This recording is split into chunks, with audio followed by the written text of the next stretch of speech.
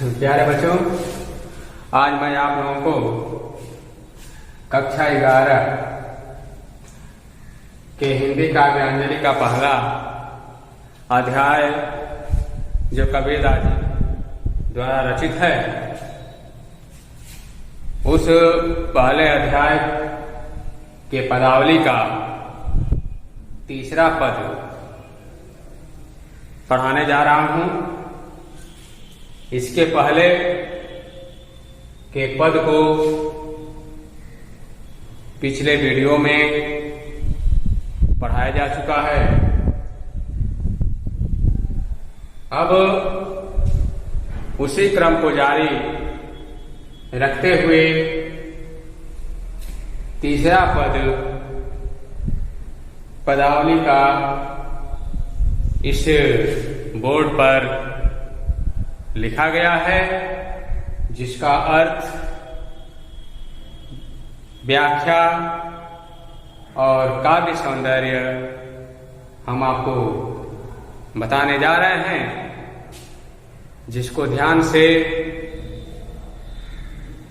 सुनेंगे, देखेंगे और समझेंगे तो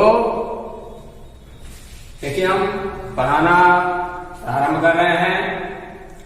पंडित बाद बदनते झूठा, पंडित बाद बदनते झूठा, राम कहा दुनिया गति पावे, खाड़ कहा मुख मीठा, पाव कहा पाव जे दाझे, जल कई तृषा बुझाई, अभोजन कहा भूष जे भुआजे, तो सब कोई तिर जाई, नर के साथ सुआ हरि बोले, हरि परताप न जाड़े, जो कबहू उड़ जाए जंगल में, बहुर न सोते आड़े, प्रीति विषय माया सु, हरि भक्ति सुहासी, साची प्रीति, साची मतलब साची प्रीति विषय माया सु, साची प्रीति विषय माया सु, हरि भक्ति सुहासी, कहे कबीर प्रेम नहीं पज्यो, बध्यो जमपुर जासी। कबीरदास जी इस पद के माध्यम से, जो गेय पद है, इस गेय पद के माध्यम से सामाजिक बुराइयों को या समाज में व्याप्त जो आडंबर है, उस आडंबर का खंडन करते हुए लिखे हुए हैं। जैसा कि मैं जीवनी इनकी बताया था, तो उसी में मैंने बताया था कि कबीरदास जी कवि के साथ साथ एक सर्वश्रेष्ठ समाज सुधारक भी थे, जिन्होंने समाज में व्याप्त बुराइयों का खंडन ही नहीं किया, बल्कि उन बुराइयों को हटा करके मनुष्य को सन्मार्ग के रास्ते पर चलने के लिए प्रेरित किया है। तो इस पद में जो आडंबर है, जो पढ़े लिखे या जो कुछ विद्वान अपने अपने हिसाब से बता करके या कह करके लोगों को मूर्ख बनाने का कार्य करते हैं, उनके उन आडंबर से युक्त बातों का बहुत ही कड़ा जवाब इस पद के माध्यम से दिया गया है। कबीरदास जी कह रहे हैं कि पंडित बाद बदनते झूठा, पंडित बाद, पंडित होता है विद्वान, आज हम पंडित किसको मानते हैं?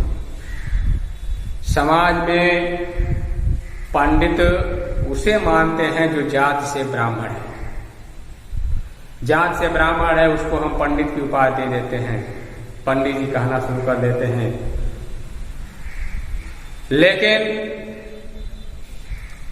पंडित उसे कहा जाता है जिसको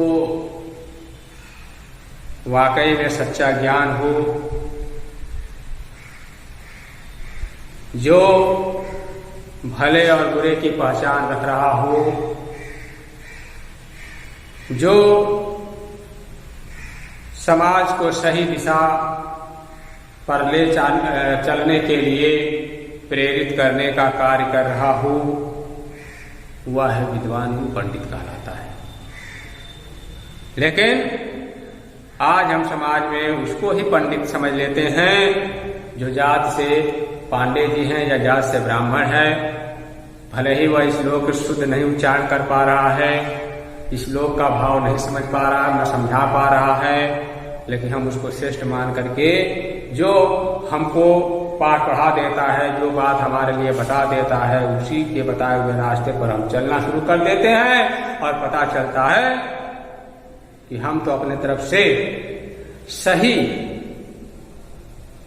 करने का प्रयास करते हैं, लेकिन वह हो जाता है उसका ठीक विपरीत उल्टा हो जाता है। तो उसी चीज को इसमें बताने का उन्होंने प्रयास किया है। करे पंडित बात बदलते झूठा, जो पंडित लोग कहते हैं या बोलते हैं वाद विवाद, यानी आपस में वार्तालाप करते हैं, एक दूसरे को जो समझाने का प्रयास करते हैं, वे क्या है? सब झूठे हैं। वे सब झूठे हैं। क्यों झूठे हैं? कह देते हैं कि परमेश्वर के नाम का स्मरण करो, परमेश्वर के नाम का जिह्वा से उच्चारण करो, तुमको परमेश्वर के दर्शन हो जाएंगे, तुमको इस भवसागर से मुक्ति मिल जाएगी, तुमको जन्म और मरण से मुक्ति मिल जाएगी, तुम्हारी आत्मा परमात्मा में विलीन हो जाएगी।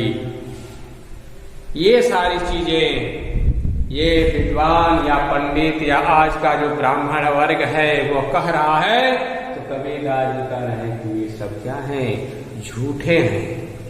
वे झूठे हैं, झूठा कह रहे हैं। क्यों? क्योंकि उसका नीचे उन्होंने जवाब दिया है। अब इस पर प्रश्न बनता है कि क्यों ऐसा है? क्या स्मरण हम करेंगे परमेश्वर के नाम का तो क्या हमको इस संसार से मुक्ति नहीं मिलेगी?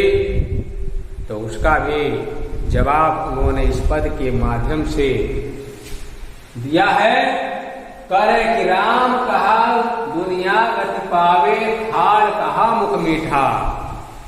पंडित जी या विद्वान लोग कहते हैं, जो अपने आप को बहुत बड़े ब्राह्मण समझते हैं, ब्रह्म के ज्ञाता मानते हैं, वे लोग कहते हैं कि राम कहा है, राम शब्द कह देने से, राम शब्द का उच्चारण केवल अपने जिह्वा से कर देने मात्र से ही दुनिया गति पावे, तुम्हें परमेश्वर के दर्शन हो जाएंगे, या इस दुनिया से तुम्हें मोक्ष की प्राप्ति हो जाएगी, या आत्मा तुम्हारी परमात्मा में विलीन हो जाएगी।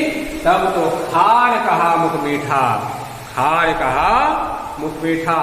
तब तो हम मीठा शब्द, खाड़ मिस होता है मीठा, खाड़ मिस का होता है मीठा, तब तो हम केवल मीठा शब्द कह दें, जिह्वा से मीठा शब्द का उच्चारण कर दे, तो मुख मीठा, तो हमारा मुख जैसे मीठा हो जाता। कह रहे क्या कि राम शब्द कह देने से यदि हमको इस भव सागर से मुक्ति मिल जाती, जो कि हमें पंडित लोग कहते हैं या हमसे कह करके या प्रेरित करते हैं कि राम शब्द कह दो तुमको इस संसार से मुक्ति मिल जाएगी। अगर मुक्ति मिलनी होती तब तो हम खाड़ यानी मीठा शब्द केवल अपने जिह्वा से उच्चारण कर दे तो हमारा मुख मीठा हो जाता। पाव कहा पाव दे गाजे, राम शब्द कह देने से यदि मुक्ति मिलनी होती तो पावक मिलता आग। आग कहा यानी पावक कहा पाव जे दाजे, पाव मिलता पैर, तब तो आग शब्द मात्र कह देने से हमारे पांव दाजे मिलता है जलने लगते। केवल आग शब्द कह देने से हमारे पांव जलने लगते। जल कहे तृषा बुझाई, और जल शब्द कह देने से हमारी प्यास, तृषा में होता है प्यास, हमारी प्यास क्या हो जाती, बुझ जाती। देखिए कितनी अच्छी बात लिखे हुए, सोचने वाली बात है, इस पर जो विचार करने वाली बात है, विचारणीय जिसको कह सकते हैं। ये ब्राह्मण किस तरह से समाज को ठगने और मूर्ख बनाने का कार्य करते हैं, उस पर इन्होंने कटाक्ष किया है और समाज को सही दिशा देने का प्रयास किया है। इसीलिए कह रहे हैं कि यदि राम शब्द कह देने से हमको इस संसार से मुक्ति मिल जाती तो मीठा शब्द कहने से मुख मीठे हो जाते, आग शब्द कह देने से हमारे पांव जलने लगते, और जल शब्द कह देने से हमारी प्यास बुझ जाती। भोजन कहा भूख के भागे, और भोजन शब्द कह देने से, भोजन शब्द कह देने से हमारी भूख क्या हो जाती, मिट जाती। तो सब कोई तिर जाए, तब सब कोई तिर जाए, तब तो सभी लोग या सबको इस संसार से क्या हो जाती, मुक्ति मिल जाती। और जब सबको संसार से मुक्ति मिल जाती तो ये संसार क्या हो जाता, खाली हो जाता। नर के साथ सुगा हरि बोले, कभी दादी आगे लिखे हुए हैं कि नर एक मनुष्य के साथ रहकर, मनुष्य के साथ रहकर सुगा हरि बोले।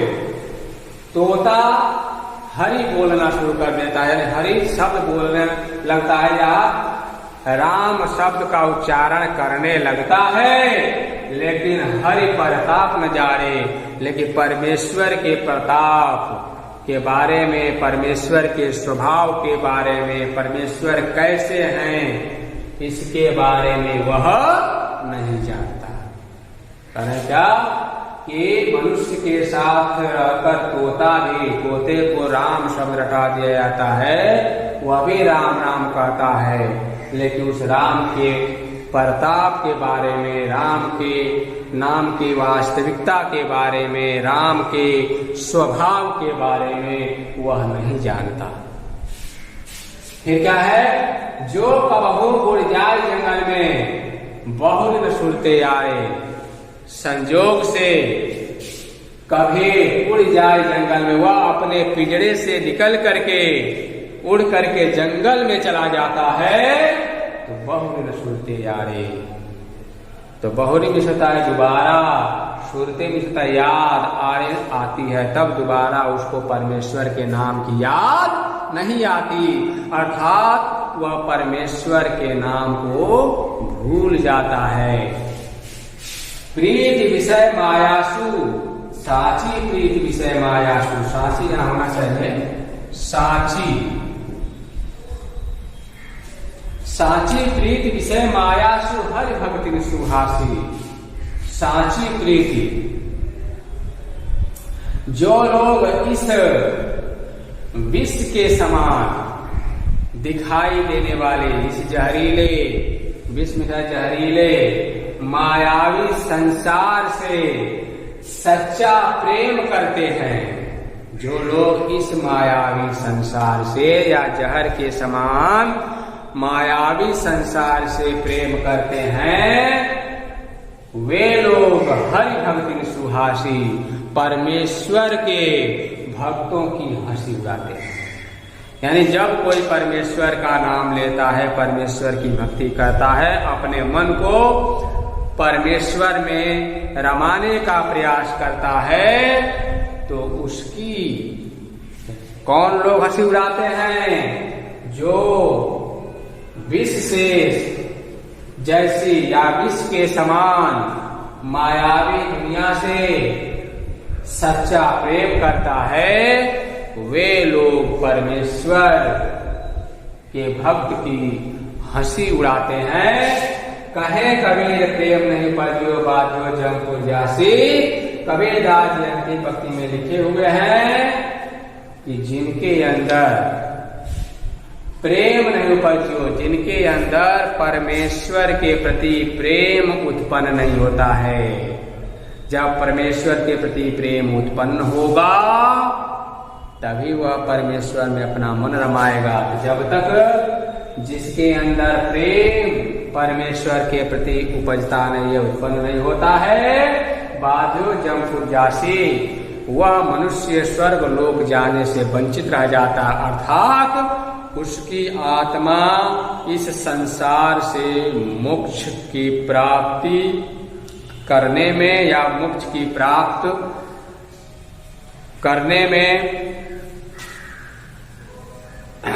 वंचित रह जाता है, या कह सकते हैं कि उसकी आत्मा जो है परमात्मा में विलीन नहीं हो पाती है। अर्थात इस सांसारिक बंधन से मुक्त नहीं हो पाता है। तीसरा देखिए, पंडित बात बदंते झूठा, राम कहा दुनिया गति पावे, खाड़ कहा मुख मीठा, पाव कहा पाव जे दाझे, जल कई दिशा बुझाई, भोजन कहा भूस जे भाजे, तब सब कोई तिर जाई, नर के साथ सुआ हरि बोले, हरि प्रताप नजारे, जो कबहू उड़ जाई जंगल में बहुर न सुरते आरे, साची प्रीत विषय माया सु हरि भक्ति सुहासी, कहे कबीर प्रेम नहीं पज्यो बाधियो जमपुर जासी। कबीरदास जी इस पद के माध्यम से कह रहा है कि वे पंडित या विद्वान या ये ब्राह्मण वर्ग झूठ बोलते हैं जो कहते हैं कि राम का नाम लेने से ही इस संसार से हमको मुक्ति मिल जाती है। तो वे सभी विद्वान जो अपने आप को समझते हैं वे सब गलत बोलते हैं, झूठ बोलते हैं, क्योंकि राम का स्मरण करने से ही परमेश्वर की प्राप्ति हो जाती या इस भवसागर से मुक्ति हो जाती। तब तो मीठा शब्द कहने मात्र से ही हमारे मुख मीठे हो जाते, आग शब्द कहने मात्र से हमारे पैर जलने लगते, जल शब्द कहने मात्र से ही हमारी प्यास बुझ जाती, और भोजन शब्द कहने मात्र से ही हमारी भूख मिट जाती।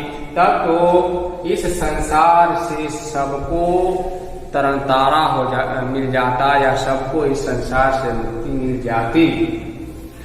यहाँ तक के मनुष्य के साथ रहकर तोता भी राम का नाम लेकर के बोलने लगता है, लेकिन राम के प्रताप के बारे में, राम के स्वभाव के बारे में, परमेश्वर के बारे में वह कुछ नहीं जानता।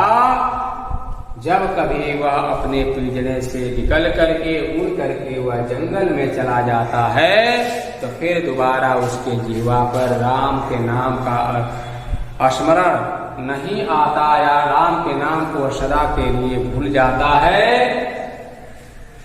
इस विश्व के समान दिखाई देने वाली मायावी दुनिया से जो लोग सच्चा प्रेम करते हैं वे परमेश्वर के भक्त की हमेशा हंसी उड़ाया करते हैं। अंतिम पंक्ति में कबीरदास जी लिखे हुए हैं कि जिसके अंदर परमेश्वर के प्रति सच्चा प्रेम उत्पन्न नहीं होता है वह मनुष्य स्वर्ग लोक जाने से वंचित रह जाता है, अर्थात उसे इस संसार से मुक्ति नहीं मिल पाती है। तो ये रहा इस पद का अर्थ और उसकी व्याख्या।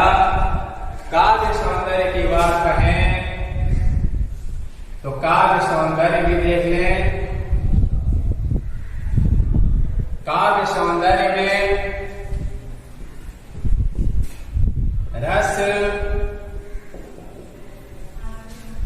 रस की बात कही जाए काव्य सौंदर्य में तो इसमें रस है शांत रस। शांत रस है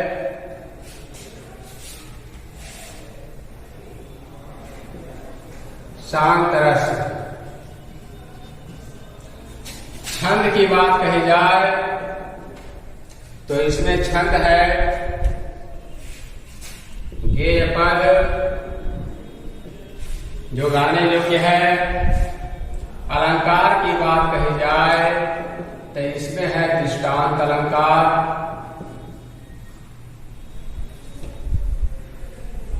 शब्द शक्ति की बात कही जाए तो अभिधा। भाषा की बात कही जाए तो सदुक्कड़े जिसको पंचमेल खिचड़ी के नाम से भी जानते हैं। उसके बाद गुण की बात कही जाए तो प्रसाद। ये सब इस पद के अंदर काव्य की सुंदरता को प्रकट कर रहे हैं। तो आज मैंने आपको कबीरदास जी के पदावली का तीसरा पद पढ़ाया। जिसके पास किताब नहीं होगी, मैं बार बार किताब खरीदने के लिए कह रहा हूं, किताब खरीद लेंगे। किताब खरीदने से एक लाभ यह होगा कि इस वीडियो को बार बार नहीं देखना पड़ेगा। एक बार यदि आपने इसको देख लिया फिर उसको कॉपी पर नोट्स बना लिए, नोट्स बना करके रख लें। जब कभी भी पढ़ने की इच्छा हो पढ़ सकते हैं, और नहीं तो अगर ऐसा नहीं करेंगे तो बार बार वीडियो देखना पड़ेगा। इसके लिए एक बार इसको पढ़ें या देखें। एक बार में नहीं समझ में आता है, दूसरी बार पढ़ें या देखें। नहीं समझ में आता है, तीसरी बार पढ़ें और देखेंगे। तो मैं पूरा आश्वस्त होकर कह रहा हूं कि आपको वीडियो समझ में आ जाएगा। और जब एक बार आप समझ जाएंगे तो फिर जिंदगी में कभी भूलेगा ही नहीं। तो आज के इस वीडियो में बस इतना ही। अब इसके आगे का जो पद है नेक्स्ट वीडियो में हम पढ़ाएंगे।